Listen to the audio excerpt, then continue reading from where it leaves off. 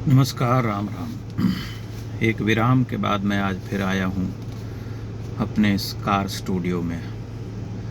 और आज का दिन भारत के सभी संगीत प्रेमियों के लिए अत्यंत ही महत्वपूर्ण है। जो भी स्वस्थ मना संगीत के प्रेमी हैं वे सब कृतज्ञ नयनों से स्वर साम्राज्ञी लता मंगेशकर को उनकी जयंती पर नमन कर रहे हैं। लता मंगेशकर के बारे में कुछ कहना मुझ जैसे साधारण व्यक्ति के लिए संभव नहीं है, लेकिन चूंकि मैं संगीत प्रेमी रहा हूं और बहुत बचपन से मैं गाने सुनता रहा हूं, घर का कुछ ऐसा परिवेश था कि क्लासिक्स सुनने को मिलते थे बचपन में ही, तो मैं तभी से समझ सकता हूं कि लता जी ने क्या गायन किया है।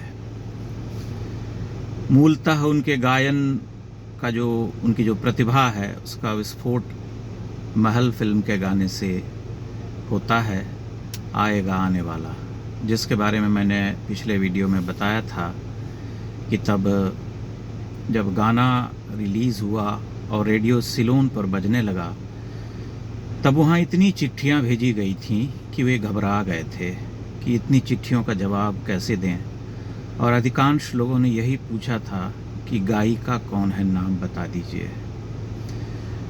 1940 के उत्तरार्ध में ही जब वे गाना शुरू करती हैं तभी हिंदी सिनेमा के जो संगीतकारों में जिनका सबसे बड़ा और ऊंचा नाम है, जिन्हें भीष्म पितामह कहते हैं, अनिल विश्वास ने कहा था कि हमारी कल्पना का जो संगीत था, जो हम रचना चाहते थे, और कई बार वर्तमान समय की गायिकाओं की सीमाओं के कारण हम वह रच नहीं पाते थे, उन कल्पनाओं को साकार करने का समय आ गया है। क्योंकि हमने जान लिया है कि यह जो छोटी उम्र की एक तरुणी है, इसमें विलक्षण प्रतिभा है और वह सब कुछ गा सकती है। यही बात 1951 में सलील चौधरी ने कही थी, यही बात शंकर जयकिशन, एस.टी. बर्मन, सी. रामचंद्र समेत तमाम बड़े संगीतकार कहते थे। सलील चौधरी ने 1950 और 60 के दशक में जितनी सबसे कठिन धुनें बनाई, वे सब धुनें लता जी की आवाज़ में हैं। सबसे जटिल, सबसे कठिन, सबसे दुरूह, सबसे आत्मिक वेस्टर्न क्लासिकल का वे प्रयोग करते थे, वहाँ से अपने सूत्र पकड़ते थे और उसे भारतीय संगीत में ढाल करके कुछ इस तरह से पिरो देते थे कि सुनने वाला यह कभी नहीं समझ पाता था कि यह मोत्सार्ट की धुन है या बिथोवन की है या किसी और की है, जिसका एक भारतीयकरण हो जाता था। बहुत सारे ऐसे गाने हैं जिन्हें हम याद करते हैं। परख फिल्म का गाना है, ओ सजना बरखा बहार आई। मैं कुछ कहना नहीं चाहूँगा, आप स्वतः उस गाने को सुन लीजिए। जो गाने में जो क्षण क्षण में जो लता की जो कांपती हुई, हरकत करती हुई आवाज़ है, वह किस स्तर पर गाने को ले जाती है, आप उसे स्वयं अनुभव कर सकते हैं। विश्व में जो कलावंत रहे हैं, जो उस कलावंत को समझने वाले मर्मज्ञ रहे हैं, वे सभी मानते हैं कि जो साधारण जन के रूप में हमारे सामने होते हैं, जो कलाकार होते हैं, जो गायक होते हैं, जो चित्रकार होते हैं, जब वे ट्रांस में जाते हैं, त्वरा में, एक तंद्रा में डूब करके जब कुछ कार्य करते हैं, जैसे माइकल एंजेलो जब चित्र बना रहे थे वर्षों, या अन्य कलाकार, अन्य गायक, तब कोई क्षण ऐसा होता है जब उनके ऊपर किसी अदृश्य शक्ति की छाया होती है। कहते हैं कि गंधर्व या यक्ष की छाया पड़ती है, तभी वे कुछ ऐसा कर पाते हैं। इसे हम लता जी के गायन में अनेकों बार अनुभव कर पाते हैं, क्योंकि जो स्वर है उनका वह इतना दैवीय, इतना पारलौकिक है कि उसकी तुलना नहीं हो सकती किसी से। रसिक बलमा जो गाना है, आप उसे सुन लीजिए एक बार। उस गाने के बारे में तत्कालीन जो संगीतकार थे उन सब ने बहुत कुछ लिखा और कहा है। ऐसे अनेकानेक गाने हैं। बैजू बावरा का एक गाना है, जो मैं ऐसा जानती कि प्रीत किए दुख होए। आप सुन लीजिए उसका आलाप। उनके कितने ऐसे गाने हैं जिनमें छोटे छोटे अति साधारण शब्द इस तरह से चमकदार हो उठते हैं, उनका अर्थ इस तरह से भासित हो जाता है कि हम स्तब्ध रह जाते हैं। उनकी मृत्यु के बाद 3 बड़ी गायिकाओं ने लंबे समय तक उनके बारे में बोला था। वे सभी सिद्धस्थ शास्त्रीय संगीतज्ञा गज़ल गायिकाएं थीं और वे कहती थीं कि जो हम जीवन भर में साधना करके प्राप्त करते हैं वह लता जी को 3-4 मिनट के गानों में मिल जाता था। वे उस सिद्धि को छू लेती थीं।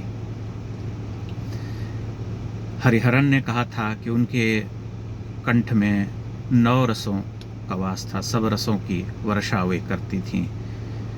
पिया तो से नैना लागे रे गाना आप सुनिए, उसमें जो आलाप है दूसरा अंतरा में, उसमें उस आलाप को वे कहाँ ले जाती हैं। या वो बसंती पवन पागल, उसी फिल्म का गाना है अब लौट चलें, उसमें वे ऊपर खींचती हैं उनका स्वर। वो ऐसा लगता है जैसे गगनमंडल को भेद करके कहीं और चली जा रही है वह आवाज़। इसलिए लता जी एक अनन्य गायिका हैं। हम उन्हें सिनेमा की गायिका कह करके संबोधित नहीं कर सकते। यह उनका सौभाग्य भी था और यह हमारा दुर्भाग्य भी था कि वे सिनेमा में गाने को अभिशप्त थीं। इसीलिए उनको शापित यक्षिणी या गंधर्वी कहा जाता है। स्वयं आशा भोसले कहती थीं कि वह शापित गंधर्व कन्या थी जिसकी 2 चीज़ें कभी नष्ट नहीं हुई, एक उसके केश, दूसरी उसकी आवाज़। लता मंगेशकर लगभग 40 वर्ष तक अद्भुत गायन करती रहीं, यहाँ तक कि 90 के दशक में भी जब उनकी आवाज़ ढलने लगी है तब भी जो वे खींच पाती हैं, जो ऊपर स्वर ले जाती हैं, जो खेल करती हैं, वह असंभव सा लगता है। झूठी मूठी मितवा आवन बोले लेकिन का या रुदाली का गाना आप सुन करके देख लीजिए, आपको अनुभव होगा कि यह कोई साधारण प्लेबैक सिंगर नहीं है जिसकी तुलना किसी अन्य प्लेबैक सिंगर से की जा सके। लोगों की अपनी पसंद होती है, वे दुराग्रही भी होते हैं, तुलना करते हैं, कंपेयर करते हैं। सबका यथेष्ट सम्मान है, सबका आदर है, सबको जो जीवन में मिला है वे उसके अधिकारी होते हैं। लेकिन लता जी ने जो मुकाम हासिल किया वह किसी साधारण स्त्री या किसी साधारण गायक गायिका के लिए संभव नहीं था, जिसे हम सुनते हैं, एंजॉय करते हैं जीवन में कि बहुत अच्छा गाया। 50 और 60 के दशक में ही जब 15, 20, 17 वर्ष हुए थे उन्हें गाना गाते हुए, उसी दौरान वे लगभग 2 दर्जन संगीतकारों के लिए हजारों अनश्वर गीत गा चुकी थीं। केवल राज कपूर की फिल्मों के ही हम अगर गाने उठा करके सुनने लगें तो केवल उन गानों से ही वे अद्वितीय गायिका हो जाती हैं। उनकी सभी फिल्मों में उनके 4-4, 5-5, 6-6, 7-7, 8-8 गाने होते थे और कई फिल्मों में तो सारे के सारे गाने इतने लोकप्रिय और इतने उच्च स्तर के होते थे कि हम चुपचाप उसे सुनते रहते हैं, आज तक सुनते हैं। उनकी जो लेगेसी है, गायन जो परंपरा है, वह अक्षुण्ण है, निर्विरोध रूप से आज तक चली आ रही है। आज भी जो शोज़ होते हैं संगीत के, जितने भी बड़े बड़े शोज़ होते हैं टेलीविज़न पर, उनमें जितनी महिला प्रतिभागी होती हैं उनमें से 60 से 70% लोग लता मंगेशकर को गाती हैं, उनके गानों को उठाती हैं। और यह भी एक सत्य है कि जब हम तकनीक के रथ पर आरूढ़ हैं, हमारे सामने सब कुछ डिजिटाइज हो गया है, साउंड सिस्टम इतना बहुत बढ़िया हो गया है, जबकि लता जी तो 50 और 60 के दशक में मोनो रिकॉर्डिंग में गाती थीं, लेकिन तब भी उनकी वो भीतर तक बेधती हुई आवाज़, उसकी कोई तुलना नहीं होती। आज की गायिकाएं भी उस आवाज़ को छू नहीं पाती हैं, जबकि उनके पास इतना स्टीरियोफोनिक साउंड सिस्टम होता है, इतना सब कुछ ऊपर उठ चुका है, इतना रिफाइंड, इतना परिष्कृत हो चुका है। लग जा गले को आप सुन लीजिए, उसका जो व्यू है, हालांकि बहुत सारे ऐसे गायक हैं जिनके बहुत सारे गानों के बहुत अधिक व्यूज़ होते हैं, लेकिन वह एक कीर्तिमान है जिसे लगभग 29 करोड़ लोगों ने देखा है। और वह गाना आज भी जब बजता है तो आदमी ठहर जाता है। जीवन के जो सहज अनुभव होते हैं, जो उसकी प्रतीतियाँ होती हैं, सुख के, दुख के, हर्ष के, विषाद के, आनंद के, उल्लास के, उन सब को सबसे अधिक, सबसे पवित्रता से ध्वनित करने वाली गायिका लता मंगेशकर हैं। इसलिए वे हमारे लिए अन्यतम, अद्वितीय हैं। जो बड़े बड़े संगीत के धुरंधर रहे, जो बड़े बड़े शास्त्रीय संगीतज्ञ रहे, वे सब नतनयनों से उनके लिए आदर सूचक शब्द का प्रयोग करते रहे हैं, और सब ने माना है कि यह एक विशिष्ट आवाज़ थी जो सिनेमा में तो गाती थी, लेकिन सिनेमा के गायन को ऊपर उठा करके वहाँ ले जाती थी जहाँ की सिनेमा का स्तर नहीं होता है। सबसे बड़ी बात यह कि वे कभी भी अपने गाने में कभी कोई नाटक नहीं करती थीं, कोई अनावश्यक खेल दिखाने का उपक्रम नहीं रचती थीं। जो भी होता था, जो भी भाव होता था, वह सहज रूप से उनके कंठ में था, वह आ जाता था, दिखाई देता था, सुनाई देता था। अभिमान के गाने जब हम सुनते हैं, पिया बिना या अब तो है तुमसे, आप उन गानों को सुनिए, आप अनुभव कीजिए कि वह उस समय क्या गा रही थीं और उनके जो समकालीन गायक गायिकाएं थीं वो क्या गाते थे, क्या उनसे उनकी तुलना संभव है। न जाने कितनी ही अभिनेत्रियां, यह एक आश्चर्यजनक बात है कि हिंदी सिनेमा की लगभग 25 बड़ी अभिनेत्रियों की प्रतिनिधि आवाज़ है लता मंगेशकर। हम अगर मीना कुमारी से उसे शुरू करें, नरगिस से शुरू करें, साधना, नूतन, वैजंती माला से लेकर के डिम्पल कपाड़िया और आगे श्रीदेवी तक, जो प्रतिनिधि आवाज़ है, जो उनके जीवन का प्रतिनिधि गायन है, वह सब लता मंगेशकर के स्वर में ढला है। मधुबाला ने तो यहाँ तक कह दिया था कि अब मेरे लिए सारे गाने लता जी ही गाएंगी, कॉन्ट्रैक्ट करवा लिया था महल के बाद। वह कॉन्ट्रैक्ट एक समय ख़त्म भी हुआ, लेकिन पुनः जब महल के बाद मधुबाला को हम याद करते हैं तो उनके ही अनश्वर गीतों से याद करते हैं। वही बात मीना कुमारी के लिए है, जो पाकीज़ा में पूर्ण आहुति को प्राप्त कर लेती है उनकी आवाज़। मीना कुमारी और नरगिस, नूतन, ये सभी कहती थीं कि जब आप गाती हैं तब हमारे लिए अभिनय जो है अत्यंत ही सरल, सहज हो जाता है। इसलिए लता मंगेशकर का जो स्थान है वह अन्यतम है। उन्हें जीवन में जो सम्मान और पुरस्कार मिले, उन सब की चर्चा करना यहाँ व्यर्थ होगा, क्योंकि हम सभी जानते हैं कि ऐसा कोई पुरस्कार नहीं है जो उन्हें न मिला हो। लेकिन तब भी मेरे लिए यह एक अत्यंत दुख और क्षोभ का विषय है कि उन जैसी गायिका को केवल 3 राष्ट्रीय पुरस्कार दिए गए, जबकि मैं मानता हूं कि वे कम से कम 15 राष्ट्रीय पुरस्कारों की अधिकारिणी थीं। आप जिन वर्षों में राष्ट्रीय पुरस्कार अन्य गायक गायिकाओं को दिए गए, उन वर्षों में जो लता जी के गाए हुए गीत हैं, कम से कम 50 लोकप्रिय गीत, उन गीतों को आप सुन लीजिए, आप उसकी तुलना उन गीतों से कर करके देख लीजिए, आप स्वयं अनुभव करेंगे कि यह ठीक नहीं था निर्णय। लेकिन यह सब चलता रहता है। पुरस्कार कभी भी किसी की योग्यता, किसी की महानता का परिचायक नहीं होते हैं। कई बार बहुत बड़े बड़े लोग चूक जाते हैं और कई बार बहुत साधारण लोग पुरस्कृत होते हैं। इसलिए लता मंगेशकर की लेगेसी अद्वितीय है और लता जी कला जगत, आधुनिक कला जगत में एक किंवदंती की तरह हैं, जिनकी ऊंचाई को कभी कोई दूसरा सिनेमा या सुगम संगीत का गायक गायिका कभी छू नहीं सका, उस स्तर तक जा नहीं सका, क्योंकि लता जी एक सुदीर्घ जीवन में इतने सारे मधुर और इतने सारे सुंदर गीत गा चुकी हैं कि उनकी संख्या की तुलना किसी और गायक के गीतों, गाए हुए गीतों से हो नहीं सकती। चूंकि ईश्वर ने उन्हें एक ऐसी आवाज़ दी थी जिसकी कोई सानी नहीं, इसलिए उस आवाज़ के साथ वे जीवन भर सुंदर गायन करती रहीं। वृद्धावस्था में उनकी आवाज़ खराब हो गई थी, तब भी संगीतकार लोग हट करते थे, उनसे ज़बरदस्ती गाने गवाते थे। और मैं यह मानता हूँ कि उन्हें 90 के दशक में गायन बंद कर देना था, क्योंकि उनकी आवाज़ खिंच गई थी, तब स्ट्रेंड हो गई थी और तब उन्हें सुनते हुए अच्छा नहीं लगता है। लेकिन कई बार जीवन में लोगों को ऐसा करना पड़ता है, आग्रह ऐसा होता है। पुराने संगीतकार नए नए संगीतकार तक उनके पीछे पड़े रहते थे और वे विवश होकर के गाती थीं। इसलिए आज जब हम गाते हैं, आज जब हम संगीत को सुनते हैं और आज जब हमारी नई पीढ़ी संगीत गाती है बहुत बड़ी संख्या में, तब हम एक आश्चर्य मिश्रित आनंद के साथ अनुभव करते हैं कि देखो आज की छोटी लड़की भी लता जी के अमर गीत को गा रही है और उस लेगेसी को कैरी कर रही है, आगे बढ़ा रही है।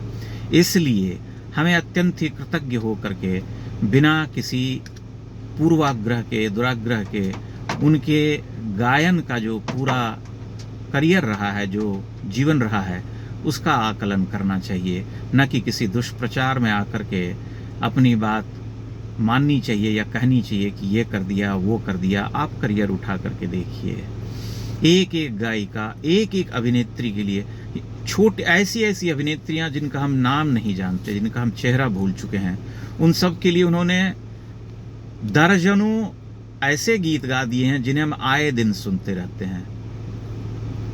ना जिया लागे ना की अभिनेत्री आपको याद है?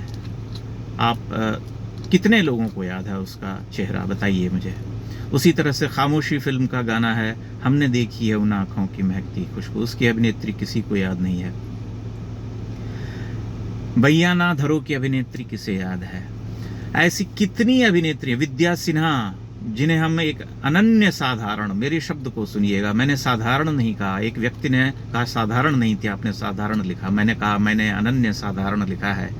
जो साधारणता में अनन्य हो, जिसे देख करके हम सहज अनुभव कर सकें कि काश हमारी प्रेमिका ऐसी होती। एक इतनी सुंदर स्त्री, इतनी सहज रूप से दिखने वाली स्त्री।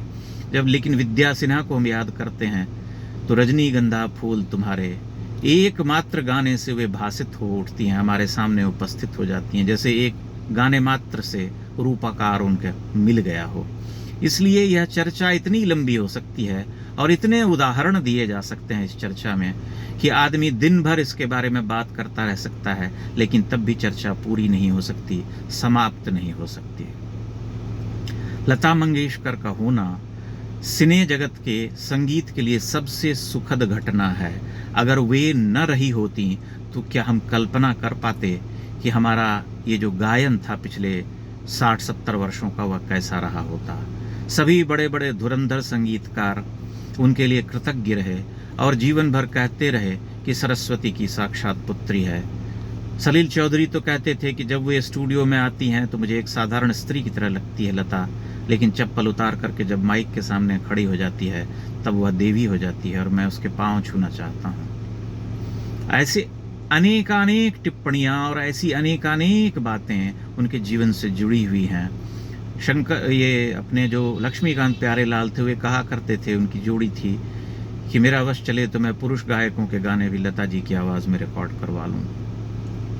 यह एक पागलपन था, यह उनके स्वर का जादू था जो हर गायक को, हर संगीतकार को खींच ले जाता था उनके पास तक। इसलिए नहीं कि उनका कोई ऐसा डोमिनेंस था कि वे किसी को विवश कर देती थीं कि तुम गाने मुझी से गवाओगे, ऐसा संभव नहीं है। आप लता जी का जीवन उठा करके देख लीजिए। आप 50 और 60 के दशक के जो वीडियोज़ हैं सिनेमा के, पुरस्कार समारोहों के, उन सब वीडियोज़ को आप देखा कीजिए, बहुत सारी चीज़ें सामने आ जाती हैं। मैंने ऐसे बहुत सारे वीडियोज़ देखे हैं, बहुत गंभीर पड़ताल की है उनके चरित्र की। वह सबसे ग्रेसफुल गायिका थीं जो अपने वस्त्र के साथ, अपनी चाल ढाल के साथ, अपनी गरिमा के साथ, अपनी उपस्थिति के साथ, अपनी मर्यादा के साथ कभी समझौता नहीं करती हैं। 1956-57 का एक वीडियो देख रहा था जिसमें कोई पुरस्कार समारोह का वीडियो था। हिंदी सिनेमा के सारे बड़े सितारे उसमें पहुंच रहे हैं, बड़ी बड़ी अभिनेत्रियां हैं। लता जी सफ़ेद धवल साड़ी पहन करके उसमें आती हैं और अपने सिर पर पल्लू रखते हुए मुस्कुराते हुए प्रवेश कर रही हैं। ऐसी अनेकानेक छवियाँ हैं जो लता जी की हैं, और न केवल हिंदी बल्कि वे मराठी संगीत में भी अप्रतिम गायन कर चुकी हैं, जिनके बारे में लोग नहीं जानते, सर्वथा अपरिचित हैं। मैं बहुत लंबा इस पर बोल सकता हूँ, लेकिन मैं जानता हूँ कि आजकल लंबा सुनने का समय नहीं है। तथापि मैंने जो कहा उन सब बातों को आप सुनेंगे, समझेंगे और बिना किसी पूर्वाग्रह के आकलन करेंगे, क्योंकि लता जी जैसी गायिका युगों में, शताब्दियों में इस धरती पर आती हैं, जिन्हें कुछ घमंडी या कुछ अहंकारी लोग सिनेमा की गायिका कह करके अपना ही अपमान करते हैं, अपनी ही छवि को दूषित करते हैं, क्योंकि वे सिनेमा में गाने वाली गायिका मात्र नहीं थीं। जैसा कि आज के समय की महान संगीतज्ञा कौशिकी चक्रवर्ती जो सिद्ध गायिका हैं शास्त्रीय संगीत की, वे कहती हैं कि she was not a playback singer, she was something else. और ऐसा कहते हुए उनकी आंखें करुणाद्र हो उठती हैं। इसलिए हमें लता जी को इस आलोक में देखना चाहिए और याद करना चाहिए कि वे क्या गा करके गई हैं। अतुल्य हैं, अन्यतम हैं। मैं उस देवी को प्रणाम करता हूँ। बहुत बहुत धन्यवाद।